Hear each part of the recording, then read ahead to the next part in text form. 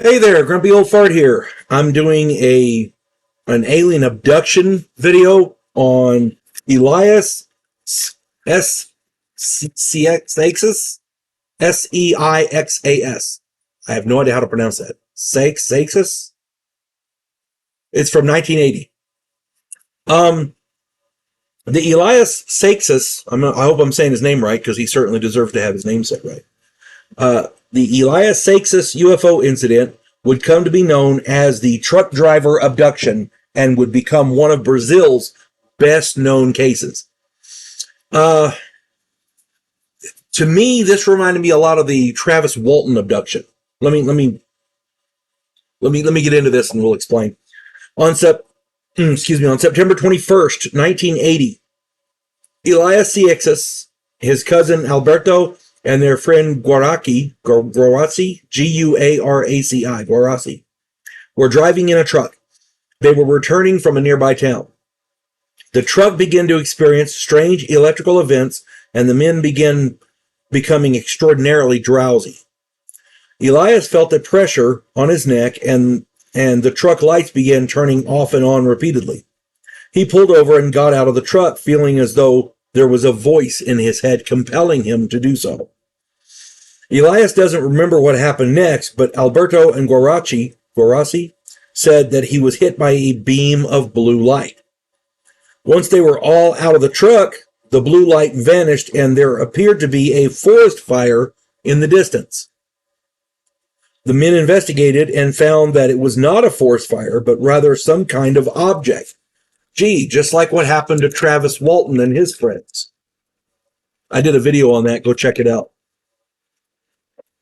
The three men the three men headed back for the truck. Can't read my own writing. They got in and took off. Shortly as they drove, Guaraci's hat blew off and went out the window. They stopped to retrieve the hat and were overcome with another bout of sleepiness. The next thing they remembered, they were on a road to a nearby town. All of them felt that something had happened after that they had stopped for the hat, but they couldn't remember anything. Elias sought out a hypnotist and underwent regressive hypnosis to try and piece together what happened. Because of this regressive hypnosis, he remembered being hit by a light which somehow took him inside a ship of some kind. He remembered being laid down on a kind of a bed while one of his friends fought with one of the aliens, even throwing punches. Hey, get you some, man. Another alien watched Elias intently. The beings collected blood and other samples and implanted some kind of device in his skull and his chest. Elias was taken to view what one alien said was one of their bases on Mars. So they took these alien took Elias to view a base that they said was their base on Mars. Elias also saw two men, one black and one white, who were joined at the arm like Siamese twins.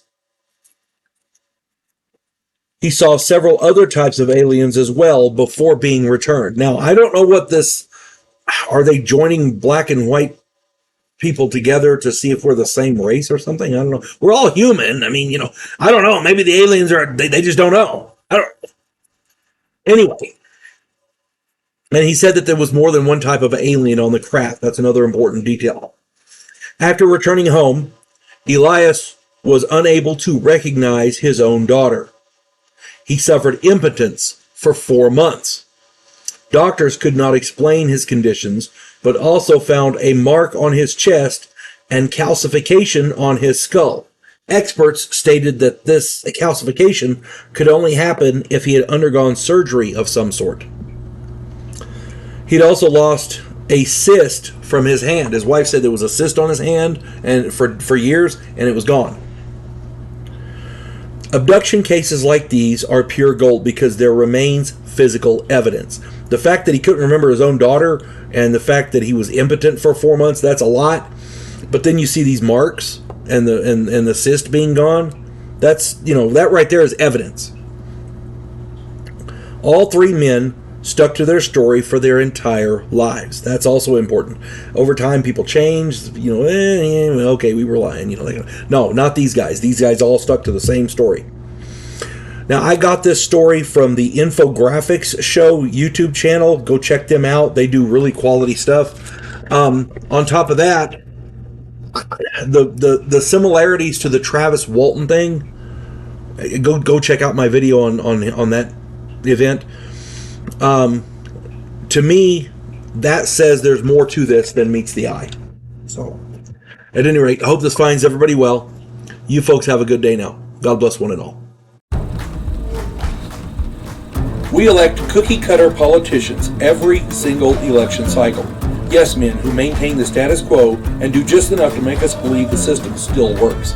Imagine, if you will, a president who actually tries to fix things. If you like action, political intrigue, and a righteous crusade, check out my political thriller, The Righteous President.